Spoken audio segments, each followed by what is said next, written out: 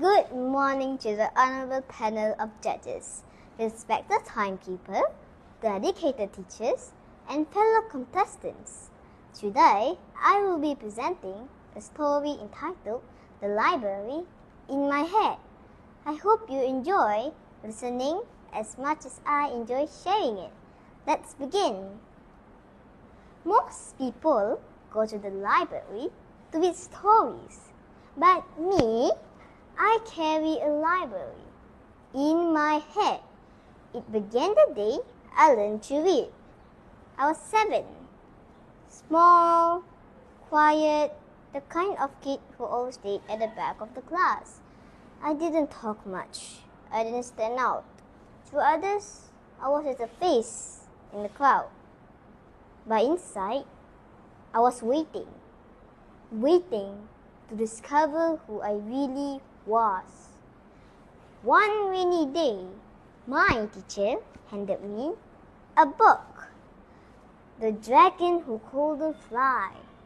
Just a small book with a wrinkled cover. When I opened the first page, and suddenly the world around me disappeared. The classroom gone. The rain forgotten. I was flying through clouds on the back of a dragon, laughing at the wind. Ha ha ha ha. That night, I dreamed of a door opening in my mind. Behind it, shelves, tall ones, glowing ones, floating ones. Books flew through the air, whispering stories into my ears. Every story I read became part of that library. When I was lonely, I read The Boy Who Collected Raindrops and remembered even the smallest things can shine. When I was angry, I read The Lion Who Lost His Roar and learned that real strength isn't loud. When I felt invincible, I opened the small ant who moved a mountain. And suddenly, I didn't feel small anymore. The more I read, the more I change. I began to smile more. I listened better. And slowly, I started to speak.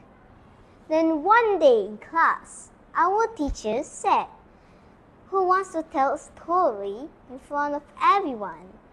I felt my heart drop. I looked down on my desk, but then a small voice inside me said, "You've read 100 heroes. It's time to become one." So I stood up, not because I was brave, but because the stories inside me were louder than fear. I told them about the dragon, not from the book, but in my own way. When I finished, something happened. They clapped. They really clapped. And I smiled because for the first time, I saw myself clearly. Not just a quiet kid in the back, but a storyteller, a reader, builder of worlds. Since then, my library has grown. Not just with books I've read, but with stories I've created. One about candle who didn't want to melt. One about moon who forgot how to shine. One about quiet kid who found her voice through stories.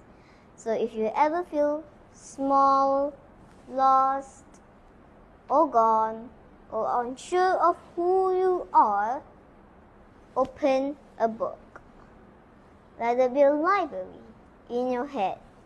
Let it show you new worlds. Let it help you discover your own story. And one day, when you're ready, tell it. Because the world needs more storytellers. The end.